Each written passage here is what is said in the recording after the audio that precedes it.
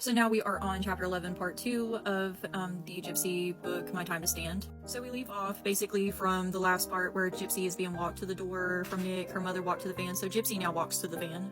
Her mother then asks her if she wants her to be unalived at this point because she is quote-unquote unaliving her, but didn't say unalive. I just can't say the word. And that her mother even tells her that she is not doing well at this point, that her health is it's bad. And all Gypsy can think about at this point is just getting a little bit of a high and getting a hold of her mother's painkillers. And then her mother brings up the BB incident again, in which Gypsy says that she wasn't trying to unalive her mother, she was just trying to get away.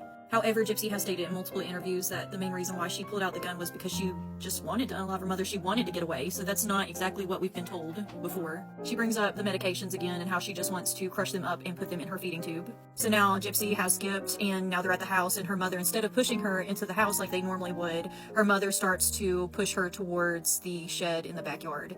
Gypsy starts to plead with her mother, like, "Mom, what are we doing? Where are you going? Please don't. Please stop." And her mother calls her a liar and says that's all she does is lie and stuff like that, which, I mean, facts. And now Gypsy is describing to us what the shed looked like. She said the shed looked like their house, except much smaller, and it was painted pink on the outside, and it was made for her to go outside and play in the shed like a house, like a little playhouse for children. Gypsy said that she never used this playhouse yet. There is records of the neighborhood kids coming over to play in the shed.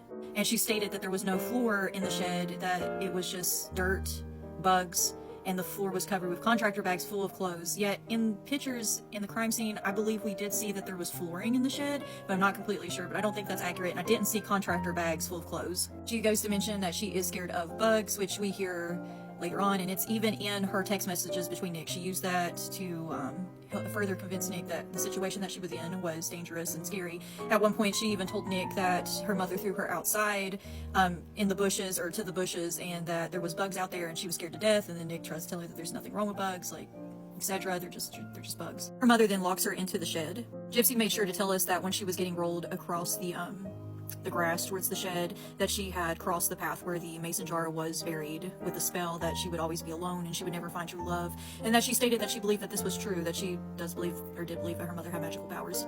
And then while she is laying in the shed on the ground, because I guess she just didn't feel like getting up and walking around, even though she did any other time, that she was thinking about how comfortable Nick was, and she kind of complained about it. She was like, he's probably on a bus, comfortable, just laying there sleeping on his way to Wisconsin, and that she didn't get to get her fix, and that was bothering her. She then goes in and tells us that she is trying to now send her mother telepathic messages because she believed that they could telepathically talk to each other to come get her out. She says, "Come get me." Come get me a couple times. She opens one of the contractor bags full of clothes that I guess she stated that she never had. She just never had anything, and that she uses those clothes for warmth. She then imagines her dad and Christy being a family, or she dreams of her dad and Christy being a family, and how she basically envisions herself with him. And in this dream, Christy is her real mother, and that her actual mother never existed at all. She prays to God to let her out, and that she needs to be saved and everything after coming from this dream.